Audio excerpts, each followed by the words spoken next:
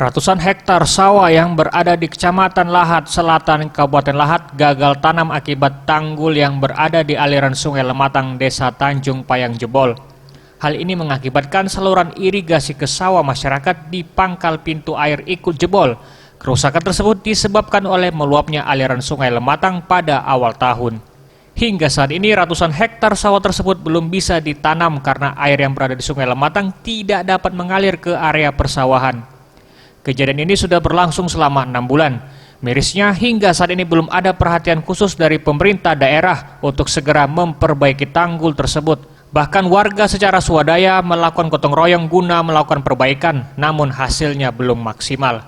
Kepala Desa Tanjung Payang berharap pemerintah dapat mempercepat perbaikan tanggul irigasi karena terdapat 360 hektar sawah yang saat ini gagal tanam dan hanya mengandalkan dari saluran irigasi yang rusak tersebut. Untuk air irigasi ke masyarakat ini belum ada terrealisasi. Tahap kemah lagi kami mengadu saya ini karena masyarakat khususnya.